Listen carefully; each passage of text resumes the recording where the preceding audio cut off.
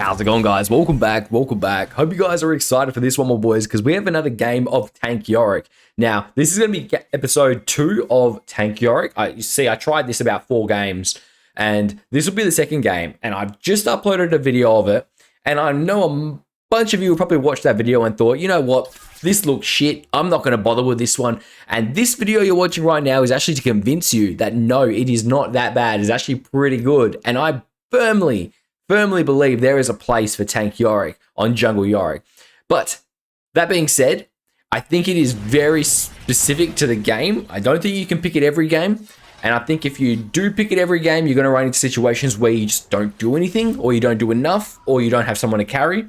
But I think there is definitely a place where you can pick it when you have a lot of damage in your team already, or when you're snowballing really hard. It's just it's so funny once you get ahead, especially once you start getting Hollow Radiance and you see your jungle clear just exponentially just go off the chops. But we'll go over it as this game progresses, and I promise you by the end of it, you will love it to bits. So you can see with this one here, we're actually running Electrocute. Now, the Electrocute is specifically because the actual scaling on it is so low that you don't actually need to build damage to be able to use Electrocute well. The base damage is so high on it that as long as you have a way of actually applying it reliably, and for us it's our ghouls, the Maiden, you don't need to have don't actually need to have extra damage on it.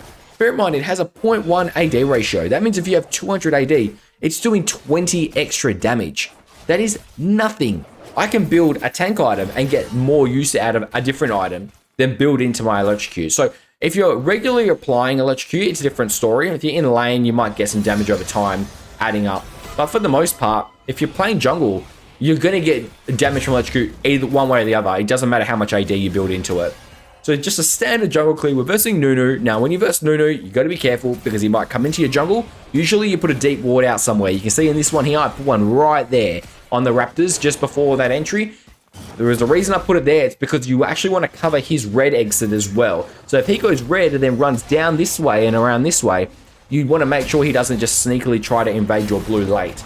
So that's the reason it's there. You can see my mid lane's off to a good start. So tick of approval right there. We're going to go straight for the Raptors. Going to make sure we get at least 2 of my ghouls on Raptors because we want to play for a bot side invade or gank. So you can see this is a very good position for my Raptors. You see how it's very far over to the right? That means I can stand pretty close. I can E. I still get that extra grave over there. And I can run straight for the bot lane. This is why I love this clear so much. Look how much momentum. It's not even 3 minutes yet, and we're still in position to gank. So you can see, get a nice little gank on the Karma. She flashes. That's exactly what we want. We want her to flash so we can wall straight away. Nunu showed up. Okay, we want to focus the AD. You want to keep your eyes on the AD carry. And you can see, because we're running the Electrocute, if we ran Conqueror, it probably would have worked out a little bit easier. But you can see we're getting nice long fight, always wall in front of you if you're trying to run away. Nunu's screwed, he can't do anything here. We actually got 2 procs of Electrocute in that fight. I don't know if you saw that. That fight went on for so long that we got 2 procs. So since Nunu's backing out, we can just finish the camp. Now you got to think, where's Nunu going to go? Nunu's going to go for that nearest scuttle. So he's probably going to take the bottom one. So we've got two things we can do. We can either take this and recall, or we can run straight to the top scuttle.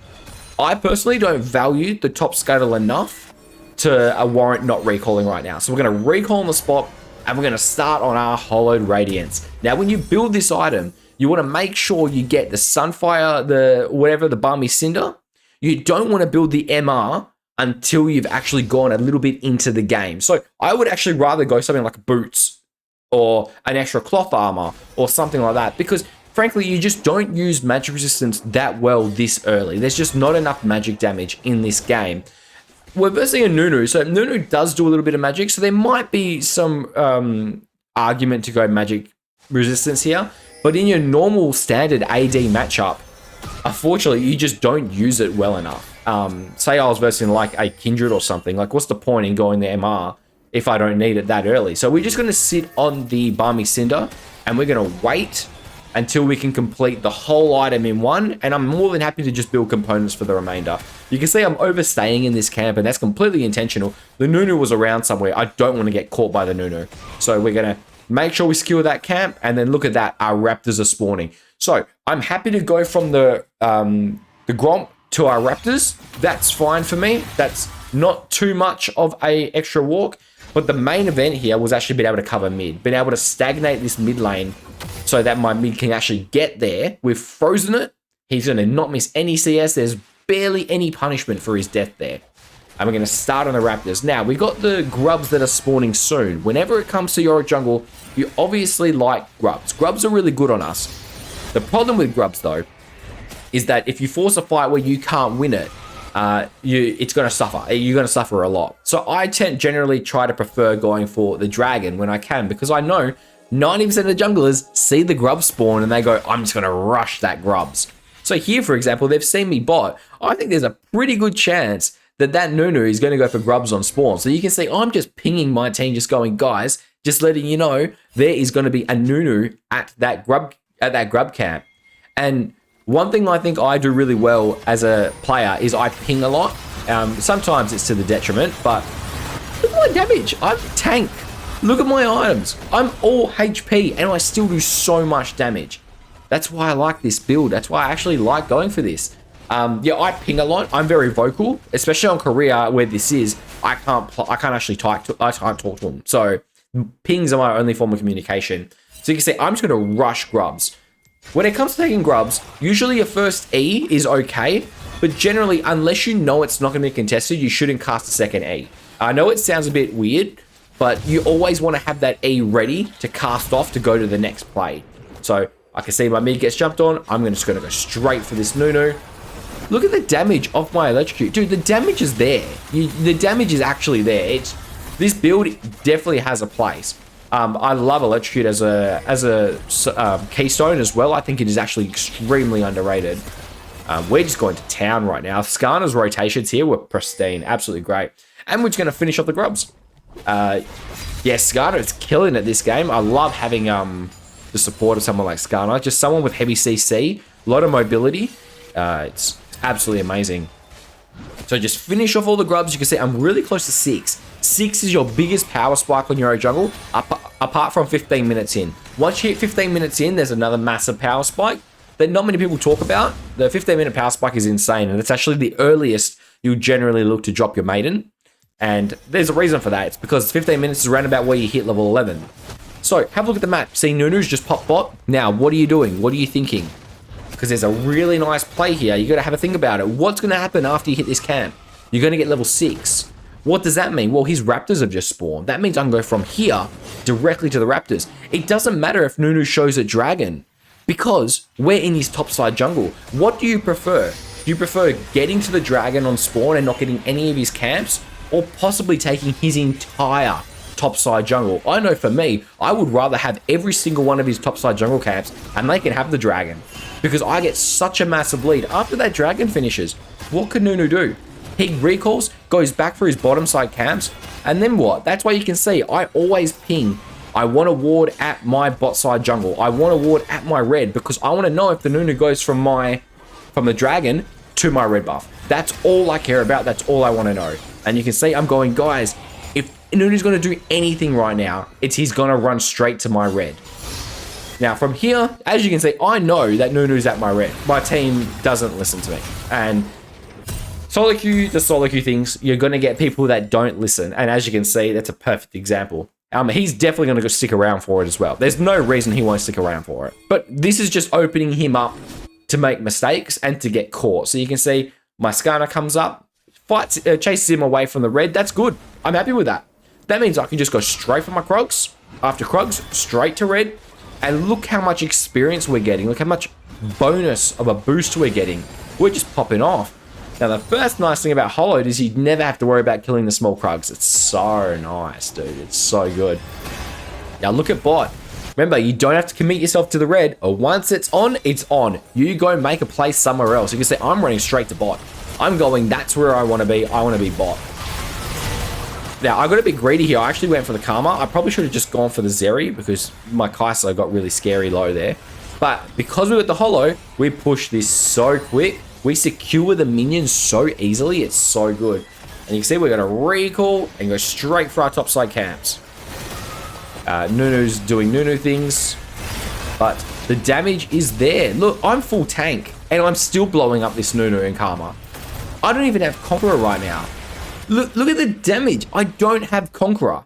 I have full tank. This is just, it's so surprising how much damage you do. And the complete and honest answer is it's because Yorick is OP as fuck.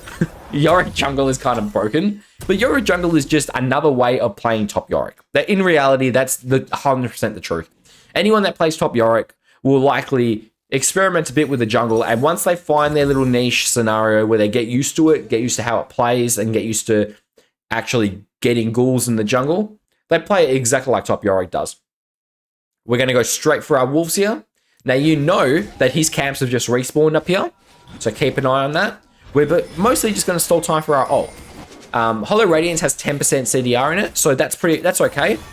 This is the only thing you got to watch out for. Notice how hard it is to get ghouls off camps. It can be a little bit annoying. Nice little free kill there. Beautiful. We can reuse that grave by Eing this camp.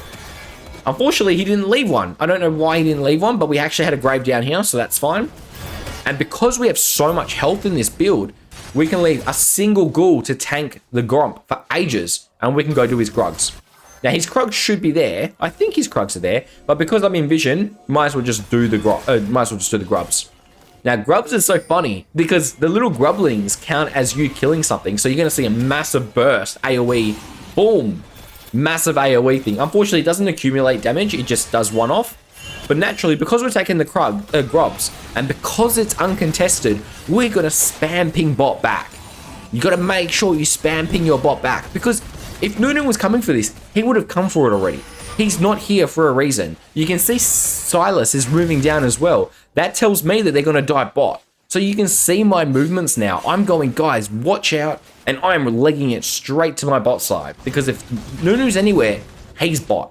So we're going to get ourselves in position to actually counter that gank if it happens. If it happens, only if it happens. Might not happen.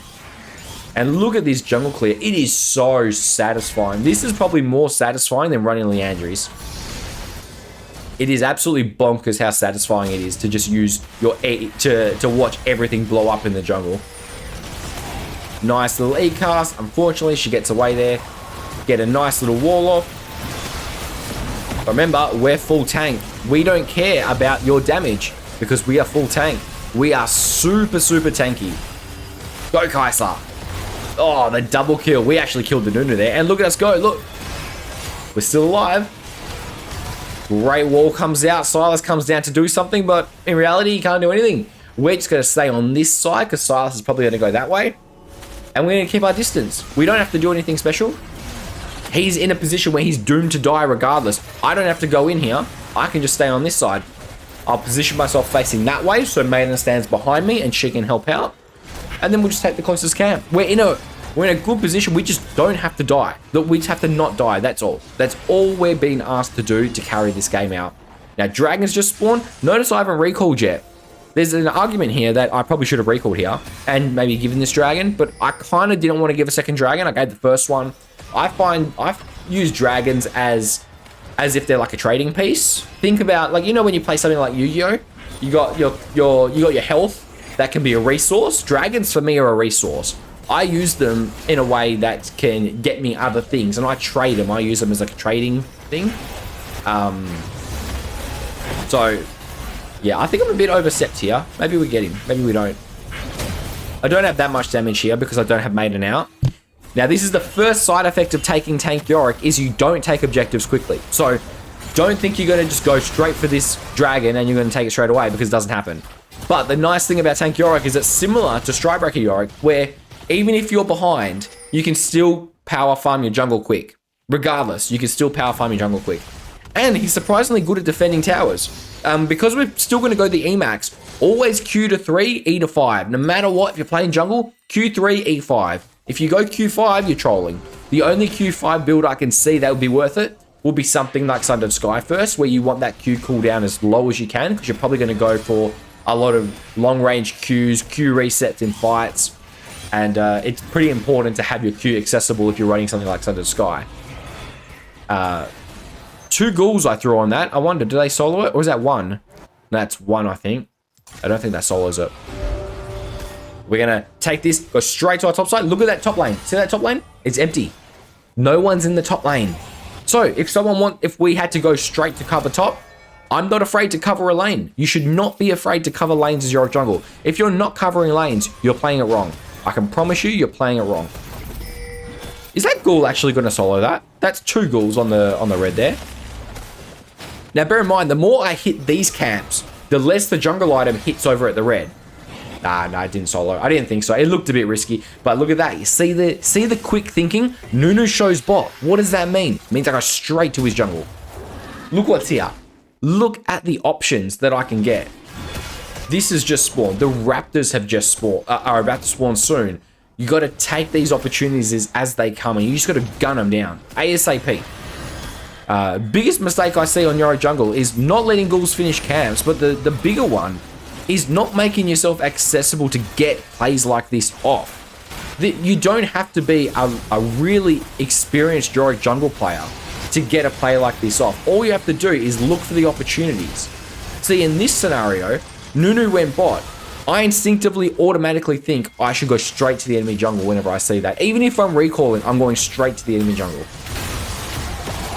So we're going to take a late fight. You can see I put the wall off behind me. And I'm in a pretty bad spot right now. I'm just going to leg it until Hawaii gets here.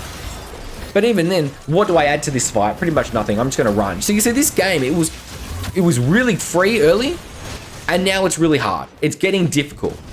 And we need to find a way to carry it. So once you get your first item, this is first item of, what have I got? Hollow Radiance. There's a really wide variety of options that you can build. There's so many different items that work on this champion.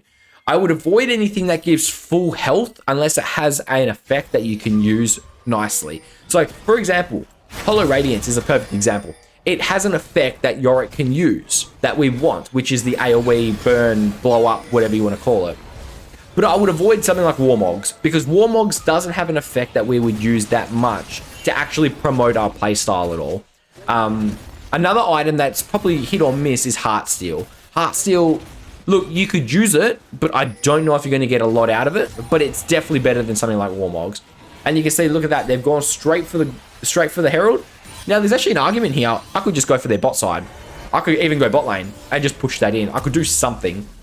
Because I don't have any AD in this build. And notice, because I don't have Conqueror, that means I'm not running any Adaptive Force. That means the actual loss in going for Liandry second is nothing. I'm only losing my 2 shards that I take at the start of the game. So Liandry second is a very nice option here. We can get it as early as you want, because guess what? We're not running Conqueror. If you're running Conqueror, you definitely can't go Liandry second, because you lose all the value in the Conqueror. But it actually converts my Electrocute to magic damage in the process. So there's so many nice little things about tank Yorick, because you have the ability to buy Liandry so much earlier. Look at me go. Look at me go. Now, I think another nice item here would be something like Death's Dance. I know it's a little late and a little early, and they have a lot of magic damage, but I always build Death's Dance even if they have magic damage. I don't care, because in reality, I'm probably going to go into a fight. I'm going to take damage, but the Death's Dance passive works against AP damage just as much as it works against AD damage. It just happens to come with a bunch of armor, which won't work against the magic damage, of course. But there is our Liandry's. And next item, we're going to go straight more health. More health, more tankiness. So you can still drop Maiden with this build. This build is perfectly fine with Maiden dropping. Mainly because we have the Hollow Radiance.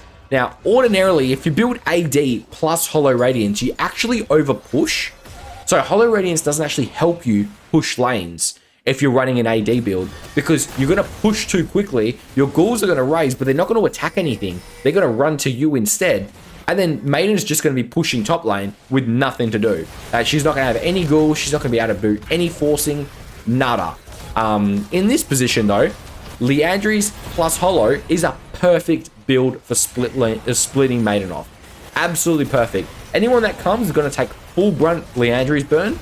And Hollow is going to give a little bit more pushing power, but it's still going to allow Maiden to get ghouls along the way. And that's what you want. You still want her to be able to get ghouls. So straight to this camp. And you notice how quickly we jungle clear. We're full tank. We still clear the jungle extremely quick. And look at that. Maiden is still top right now, boys. Maiden is killing it. Now, we're not going to rush the dragon. Why? We're not going to rush the dragon. What's the point? Maiden's not in position yet. We want someone top. If no one goes top, we don't start the dragon. Because Maiden is doing a play right now. Maiden is the goal. The dragon is not the goal. There's a big difference. You got to know the goal of the play you're making, right? I drop Maiden top and we force the dragon. If the dragon is the play, we don't want Maiden top. Because Maiden top is only going to drag someone up there. And then we can play for the dragon. But if no one goes top to deal with the Maiden, then guess what? Maiden gets the top for free. We just stall the fight out exactly like we did. Look, we didn't do anything. We just stalled the fight out as long as possible. And then Maiden ends up getting the top tower. So there's a big difference between having the Maiden split as what you're actually trying to do. Let's say my goal was their top tower, what she's hitting right now. Well, in that case, we're not going to start the dragon. We're just going to wait, see what they do. If they go for the top lane, if they go for Maiden, then we can start the dragon. We can take the 4v5 fight. But if they don't see anyone for Maiden, she becomes our win con for that fight. A little bit complicated. I'm not the best at explaining it. One day I'll get better at it. Nunu coming down, you can see we're going to go for a nice little steal on his blue. Kai'Sa's doing the dragon as well. Look at that tower. It's already almost dead in that top lane. Absolutely bonkers. Recall? Yeah, I figured we'd recall. Never go Atakan. Never do it. Trust me on this. You never go Atakan. You would rather push the top lane in and get 2 inhibs than go Atakan. It is the biggest waste of time in the world. So, Dead Man's Plate as a third item here. Remember, we're going to go for the tankiness, the durability.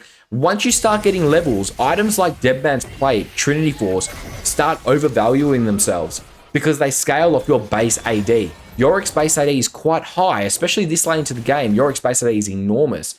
And you can see my team's actually going for the Atakan. So now I'll go for Atakan, but normally I don't go for Atakan unless everyone's dead, basically. If everyone's dead, I'll go for Atakan. But I hate going for Atakan. It's the biggest game throw in the world. So, Dead Man's Plate, you can see they showed up top. I'm going to pretty much get my ass out of here straight away. I don't have Maiden up at all, so there's no point me going for Maiden, stalling any longer. We need to get to that top wave. And I'm probably going to sell the dagger for Dead Man's here. Or no, I'm going to go for another camp. Thought I would sell the dagger there. That makes sense, though. They kind of stopped their push, so that's fun. Now, Dead Man's is so nice because it's a flat MS item. It goes to ghouls, so you don't have to ever worry about your ghouls not being able to keep up with people. Because Dead Man's is going to help out. You don't even have to stay active in the fights. You can pretty much just run in circles. You're going to stack up that Dead Man's, and your ghouls are going to get every single bit of that movement speed. Now, looking for a Maiden drop here. I always, as soon as I recall, first thing in my head is, where do we Maiden drop? Can we Maiden drop? Is it a good idea to Maiden drop? You can see right here, there's a Maiden drop top. Look how long the lane is. That's tick box 1. Done. Is it pushing to us? It's pretty much stagnated here. I don't know if it's coming to us or away. I didn't look. So that's fine. Perfect. And we've got the right build for it. Liandry's means you can split push Maiden.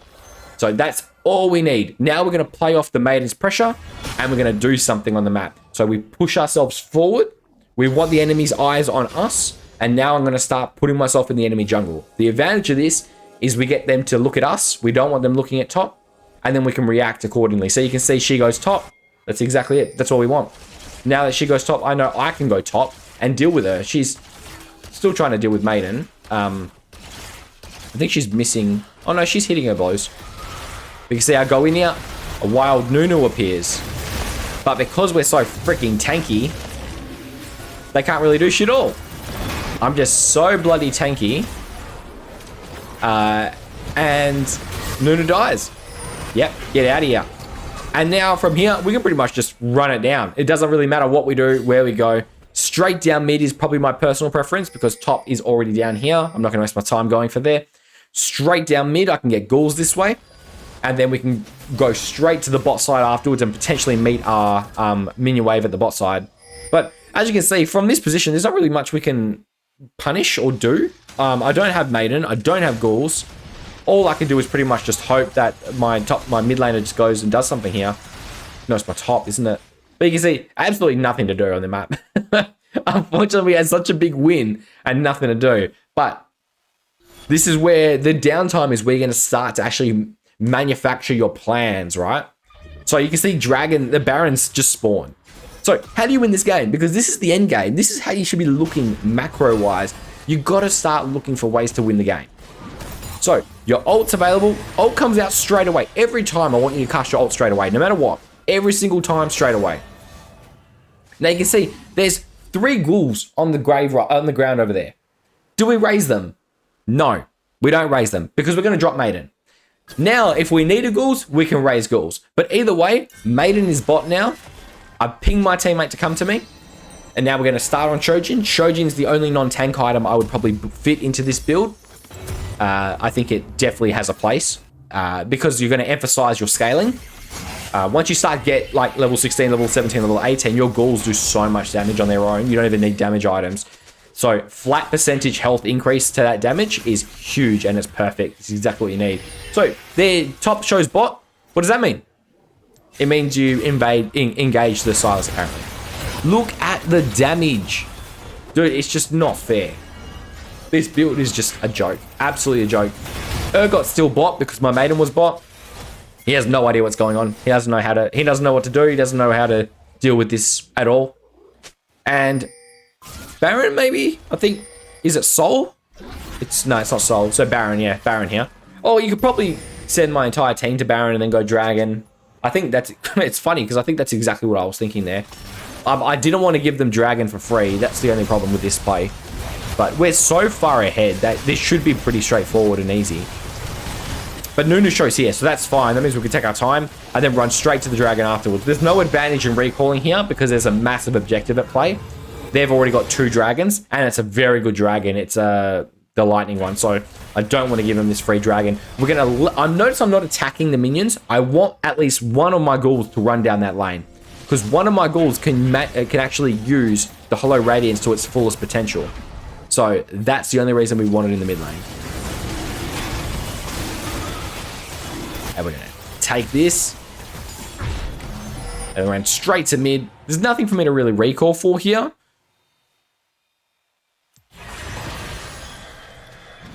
Maybe have recalled and done some of my own juggle camps. I don't think so, though. Top lane's pushing in enormously. I'm thinking they're going to go for the top, so I'm going to run up the top side. Possibly looking for a Maiden drop. Oh, we're definitely looking for a Maiden drop. Oh, yeah. Maiden drop top into running straight to mid, I'm guessing. At least that's what I would do if it were me. Oh, never mind. She ints into me. That's right. There you go. That was unlucky, Zeri. And then look at this. Look how easy this is. Straight through. Mid lane's pushing. Bot lane's pushing. Full tank Yorick in every single way. Running Electrocute. This game, I think my Electrocute had around 1500 damage. It adds up. It actually does add up a lot more than you think it does. Always drop Maiden at the end. Whenever you get to this position, you always want to drop Maiden. Her overstaying is what you want. You want her to stay while you run around and do other things. There's no one contesting it, so I'm not going to bother dropping her here. But if someone was fighting us, you would obviously want to drop your Maiden. And that's the game over, boys. Look at the damage of these. This build is cracked. This build is absolutely cracked. I promise you'll like it. Give it a shot. Don't judge it. And I'll catch you in the next video.